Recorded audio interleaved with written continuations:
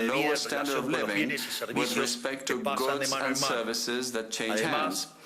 Moreover, the postulate that only the first user of an asset acquires property rights over it, not the last one, ensures that productive efforts will be as high as possible at all times. Likewise, the notion that only the physical integrity of property and not its value must be protected guarantees that every owner will undertake the greatest possible value-producing efforts, that is to say, efforts to promote favorable changes in the value value of property and to prevent or counteract any unfavorable change in its value. Therefore, any deviation from these rules entails a reduction in productive efforts at all times. Note that by relying on private property rather than excess demand functions derived from optimization exercises, this approach allows an optimal reach without the need to use esoteric assumptions that later serve as justification for state intervention. This also avoids falling into the empirical absurdity of the second theorem of welfare economics, which posits independence between production and distribution, as if choosing between capitalism and communism were neutral in terms of outcomes. So, having demonstrated that the institutions of free enterprise capitalism, supported by natural rights, not principle of original appropriation, and the non-aggression principle are not only just but also efficient, at least in static terms, it is now time to show that free enterprise capitalism displays these same properties in dynamic terms as well. As early as 380 BC, Xenophon pointed out that economics is a form of knowledge that enables men to increase their wealth, while arguing that private property is the most beneficial vehicle for the life of individuals. Xenophon then went on to address the concept of efficiency from two perspectives. On the one hand, from a static viewpoint, he defined efficiency as the management of available resources aimed at avoiding waste, while highlighting the benefit of private property by stating that the master's eye is the best way to fatten his cattle. On the other hand, in his second definition of efficiency, Xenophon delved into the dynamic realm, noting that efficiency also entails increasing wealth. That is, increasing the available quantity of goods through entrepreneurial creativity, namely through trade and speculation. This latter criterion of efficiency is of fundamental importance for the study of economic growth, because unlike a static model that considers only what Robert Lucas Jr. defined as deep parameters, that is, preferences, technology, and initial endowments of resources, in the dynamic sphere, both technology and initial endowments can vary, and in fact they do so continuously as a result of entrepreneurial creativity. Moreover, the institution of private property deserves a separate chapter. By pivoting on it, the Austrian School of Economics, from Mises, Hayek, Rothbard, Kester, and Hoppe to Jesus Huerta de Soto, has demonstrated the impossibility of socialism, thereby dismantling the ghostly idea of John Stuart Mill that postulated independence between production and distribution, a form of academic deafness that led to socialism and cost the world the lives of 150 million human beings, while those who managed to survive the terror did so in absurd poverty. In line with the previous remarks and consistent with Xenophon's second line of analysis, economic theory has identified four sources of economic progress. First, there's the division of labor, which was illustrated by Adam Smith through the pin factory example. At its core, this is a mechanism that generates productivity gains manifested as increasing returns. Although its limit is determined by market size, the size of the market is positively affected by this process. However, it's also worth noting that this virtuous process is not infinite, and that its ultimate limit lies in the endowment of initial resources. Second, there is the accumulation of capital, both physical and human. With regard to physical capital, the interaction between saving and investment is crucial, highlighting the fundamental role of capital markets and of the financial system in carrying out such intermediation. On the human capital side, the focus should not be limited to education alone, but should also include the development of cognitive capacities from birth, as well as nutrition and health, basic elements for gaining access to education and the labor market. Third, there is technological progress, which consists in being able to produce a greater quantity of goods with the same amount of resources, or to produce the same output using a smaller quantity of inputs. Finally, there is entrepreneurial spirit, or rather the entrepreneurial function, which, according to Professor Huerta de Soto, constitutes the main driver of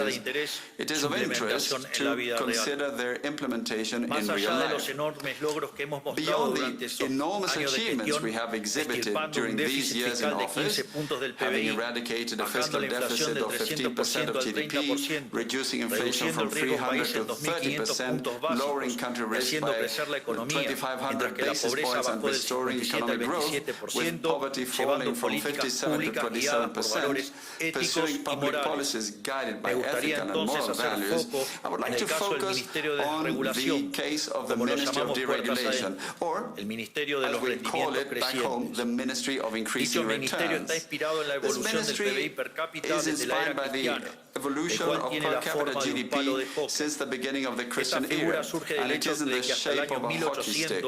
This figure arises from the fact that until the year 1800, per capita GDP remained almost constant, and from that point onwards, it increased 15-fold in a context in which the size of the population increased tenfold. In parallel, as GDP grew, extreme poverty fell from levels of 95% to 10%. However, this marvel implies the existence of increasing returns, which in economics are associated with concentrated market structures. And this is where the public policy dilemma between Pareto efficiency and justice arises. In Pareto analysis, increasing returns entail the existence of non-convexities in the production set that prevent the derivation of a profit function with a maximum. As a result, neither supply of goods nor the demand for inputs is optimal. In response, regulation of firms is proposed in order to assimilate them to a perfectly competitive case. That is to kill increasing returns and with them economic growth. Consider the effects caused by regulation around the world. The values-based view of capitalism holds that if such a position has been achieved through discovery, voluntary exchange, and without violating the non-aggression principle, there is no justification for intervention. Indeed, intervention constitutes a violation of property rights, and by punishing profits, the economy's potential growth declines. So intervention and regulation are dynamically inefficient because they're violent and therefore unjust. This is why since we took office in 2023, we have carried out, thanks to the cyclopean effort of Federico Sturzenegger, 13,500 structural reforms, which today allow us to have a dynamically more efficient economy and will enable us to grow once again. That is, to make Argentina great again. Esto muestra lo cuestionable del análisis del óptimo Pareto. En función del mismo, muchos consideran pertinente que se regulen dichas estructuras concentradas, asimilándolas en resultados a un modelo competitivo. Sin embargo, como había señalado, eso implica matar los rendimientos crecientes, cuyo efecto colateral no deseado es el de matar el crecimiento. Nótese que bajo esta misma línea podemos abordar los temas de inteligencia artificial. En este sentido, dicho instrumento podría verse como la versión siglo XXI de la fábrica de alfileres de Adam Smith, es decir, un potenciador de rendimientos crecientes y con ello mayor crecimiento y bienestar. Por lo que lo más responsable que pueden hacer los estados respecto al tema es dejar de fastidiar a quienes están creando un mundo mejor. Para decirlo más directamente, los políticos deben dejar de fastidiar a quienes están haciendo un mundo mejor. Al mismo tiempo, quiero señalar que todos los temores asociados a escenarios distópicos son una tontería. La respuesta es Adam Smith. El límite de los rendimientos crecientes está dado por el tamaño del mercado. Y finalmente no debemos olvidar que la puesta en marcha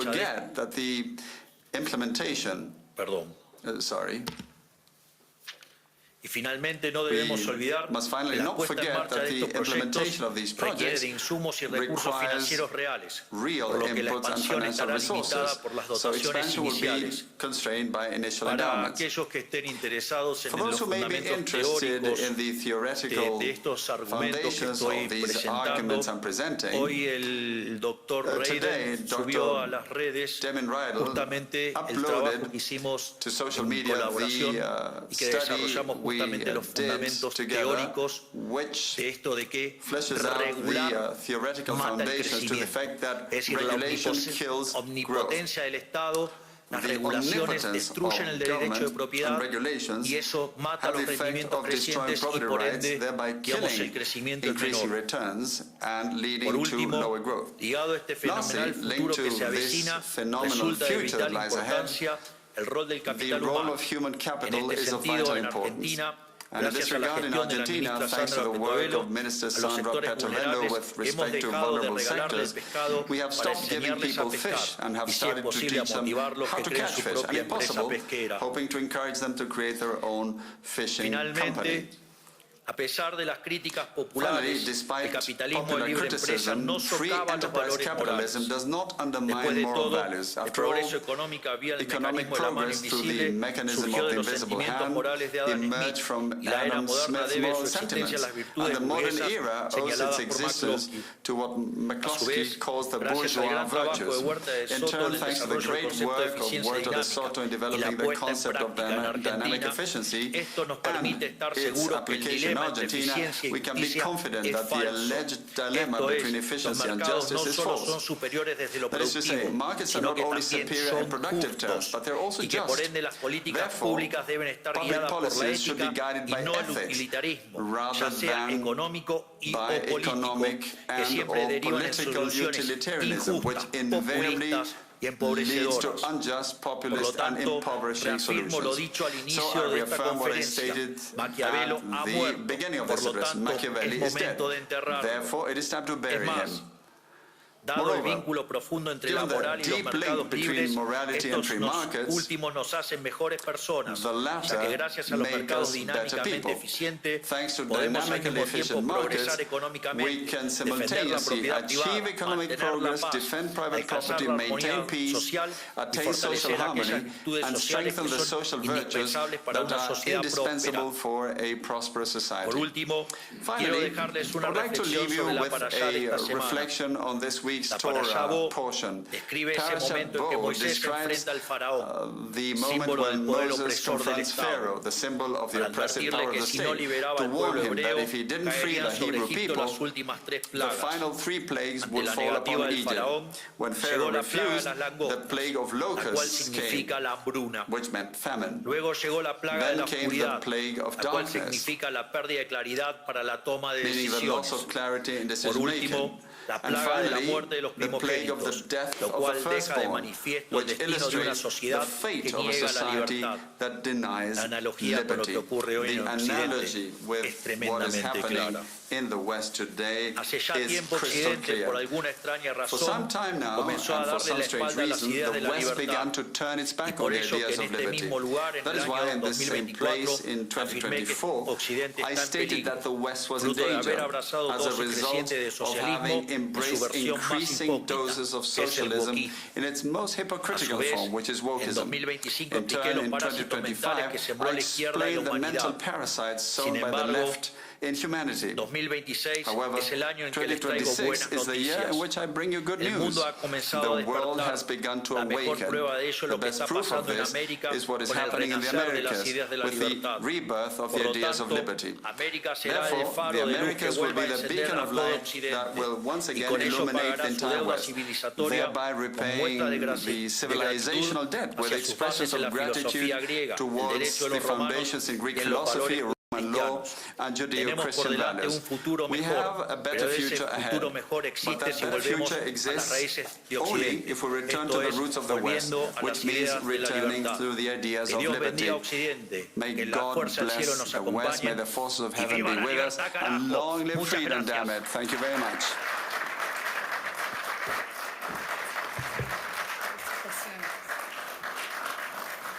Filosófico. Y cumplí con el tiempo. ¿Por dónde está la carga?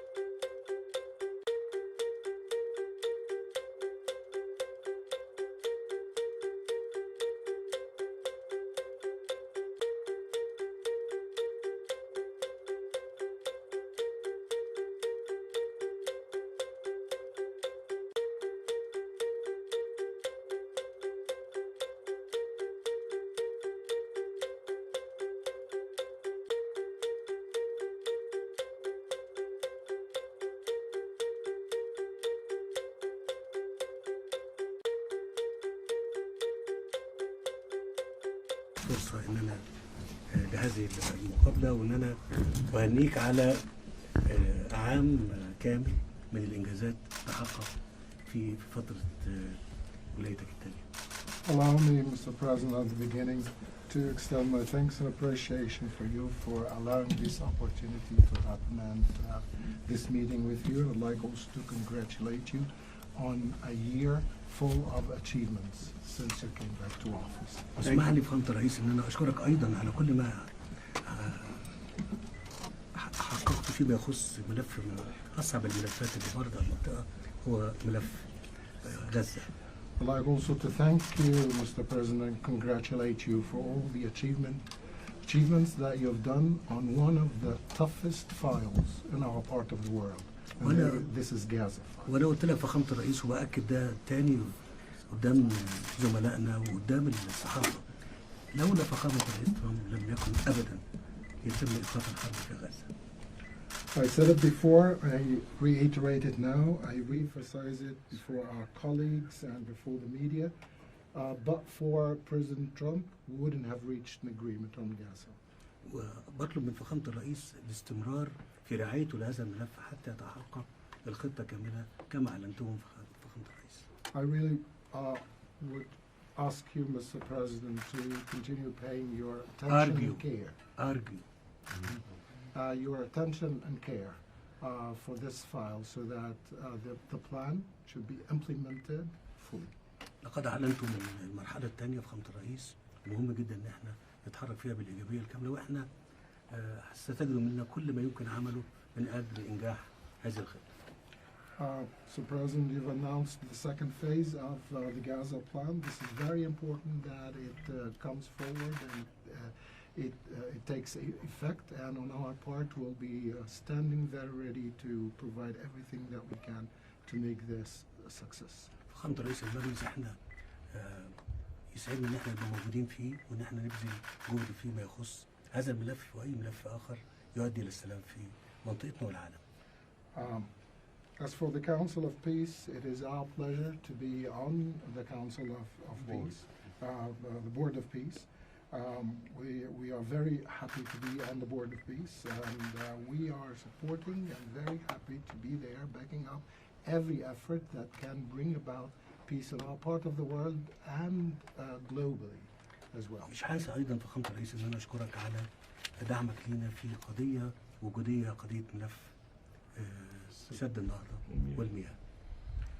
I'd like also to thank you, Mr. President, for your support us in an existential issue, and this is the Grand Renaissance Dam and the River Nile. وأيضا هنا بسجل مرة أخرى إن ده أمام الصحافة إن فخامة الرئيس يهتم بهذا الملف في منذ ولايته الأولى، وحرص على أنه يقدم الجهد اللازم للوصول إلى اتفاق فيما يخص هذا السد.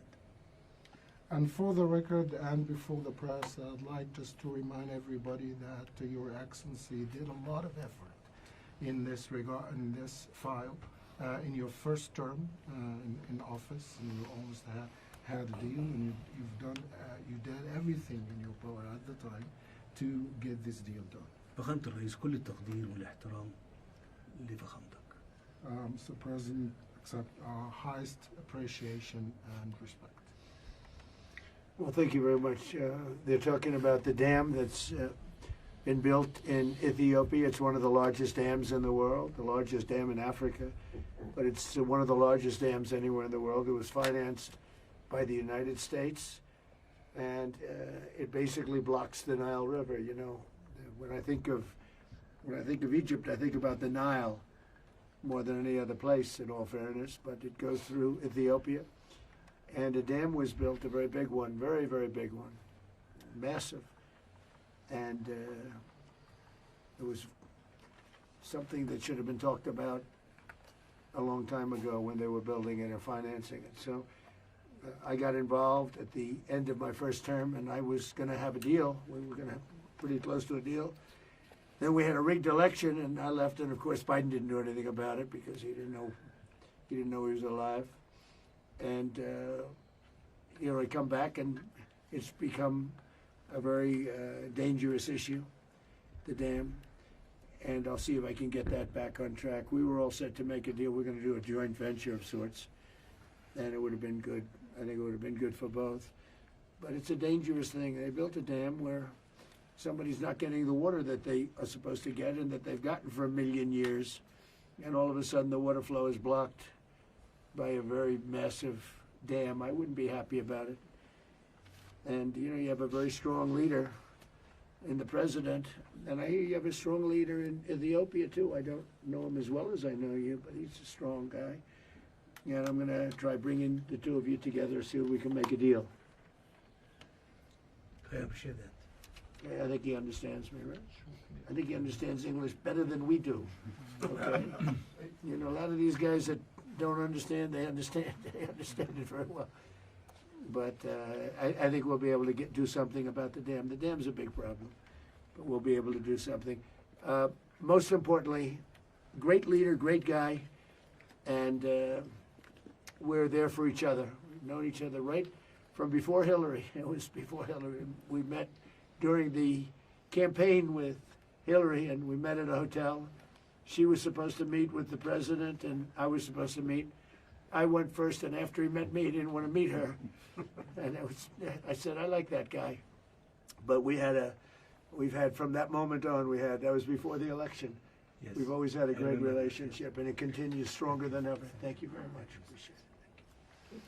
Thank you, everybody. Thank you. Countries have committed to being permanent members of the board of peace. Well, we're going to have a lot. We have a lot of great people that want to join. It's going to be the most prestigious board ever formed. The president is a member.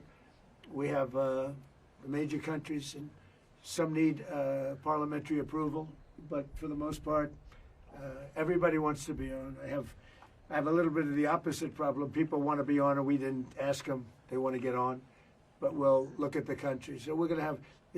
I think it's the greatest board ever formed, and we call it the Board of Peace. That's what it is. It's a Board of Peace, and it started on Gaza. And I appreciate what you said on Gaza, because it's true. If we weren't involved, there'd be no peace. It's peace. We have peace in the Middle East now, and you might have Hamas. We have a little flame here and there, but basically that'll be taken out. If they don't get rid of the guns, then then they will be very unhappy people.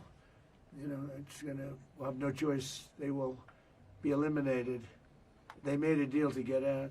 You have Hezbollah in Lebanon. We have to do something there. They're causing a lot of problems, but those are small. We actually have peace in the Middle East, and the president was very instrumental. He really helped us, one of the most. And we've had great help from a number of countries, but Egypt has been great. The president's been great. And we have peace in the Middle East. It's an amazing thing. Nobody thought we'd ever see that.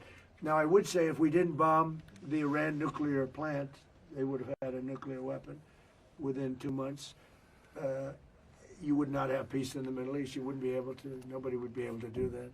But that's what gave us peace in the Middle East. Thank you very much, everybody. Thank you, press. Thank you, press. Let's go. Thank you, press. Thank you, press. Everyone, thank you. What prompted you to take military off the table for Greenland? Thank you. Thank you, press. Thank you. We'll all see what happens. The military's not on the table. I don't think it'll be necessary. I really don't. Okay. I think people are going to use better judgment. They'll use their best judgment, and I don't think that will not be necessary. Thank you, press. Thank you, press. Let's go. Let's go. Thank you. Thank you, press. Thank you very much. Thank you, sir. Thank you, press. Let's go. So my wife went to see the mayor. Thank you. Thank you. Keep going.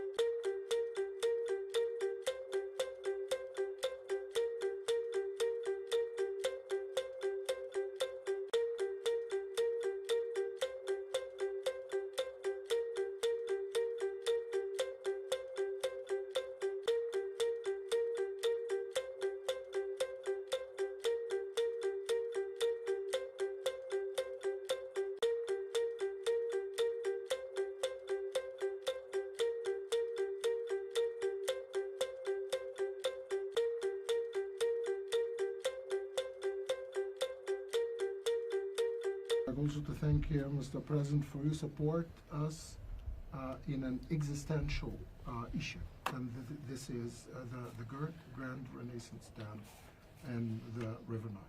وأيضا هنا بسجل مرة أخرى